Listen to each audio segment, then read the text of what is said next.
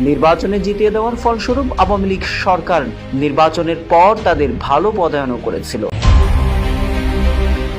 দিনের ভোট রাতে ডামি নির্বাচন এবং এর সঙ্গে জড়িত শতের উপর ডিসি-এসপি এমনই সংবাদ প্রকাশ করেছে একটি বেসরকারি টেলিভিশন। প্রতিবেদনে উঠে এসেছে, দিনের ভোট রাতে হওয়া আওয়ামী লীগের দুঃশাসনের এই ফর্মুলার মূল কারিগর ছিলেন শেখ হাসিনার প্রশাসনেরই নীতি নির্ধারণের দায়িত্বে থাকা সচিব, ডিসি-এসপি ও প্রশাসনের অন্যান্য কর্মকর্তারা। 5 আগস্টের ছাত্র জনতার অভ্যুত্থানের পর হাসিনা সরকারের পতনের পর একের পর এক বেরিয়ে আসছে সেই বিতর্কিত ভোটের মূল হোতা 116 ডিসি-এসপির নাম।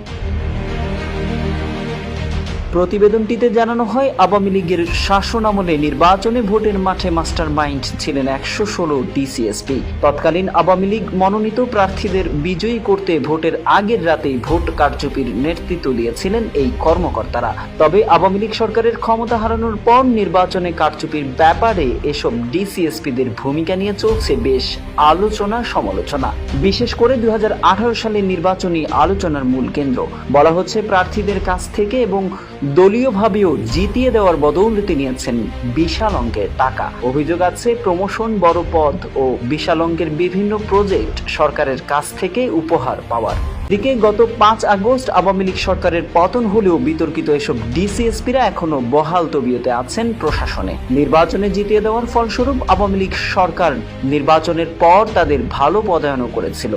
তবে এখনো চেয়ারেই শক্ত অবস্থানে ঘাপটি মেরে বসে আছেন দিনের ভোট রাতে বাস্তবায়নের এসব কারিগরেরা।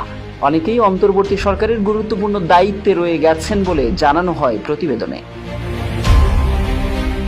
এবার বিগত নির্বাচনে সমালোচিত ওই ডিসি-এসপিদের ফাইল ধরে টান দিয়েছেন জাতীয় রাজস্ব বোর্ড এনবিআর এর কর গোয়েন্দারা। এসব ডিসি-এসপির বিপুল অঙ্কের অবৈধ আয়ের কর ফাঁকির অনুসন্ধানে সংস্থাটির আয়কর গোয়েন্দা ও তদন্ত ইউনিট গভীর অনুসন্ধানে কাজ শুরু করেছে। কর ফাঁকি উদ্ঘাটিত হলে আয়কর আইন অনুযায়ী তাদের বিরুদ্ধে শাস্তিমূলক পদক্ষেপ নেবে এনবিআর। টেলিভিশনটির প্রতিবেদনে জানানো হয়, রাতের ভোটের ওই নির্বাচনে সরাসরি জড়িত ছিলেন তৎকালীন সময়ের 57 জন ডিসি এবং পুলিশের 59 জন এসপি।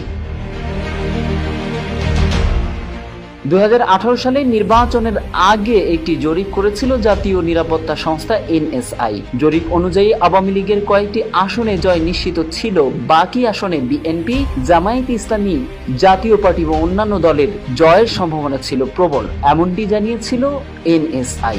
এরপর গোয়েন্দা সংস্থার প্রতিবেদন এবং পুলিশের যাচাই বাছাইয়ের পর নির্বাচনের সঙ্গে সংশ্লিষ্ট ব্যক্তিদের মনোনীত করে পতিত আওয়ামী লীগ সরকার, যেখানে গুরুত্ব দেওয়া হয়েছিল ব্যক্তি ও পরিবারের রাজনৈতিক সংশ্লিষ্টতা।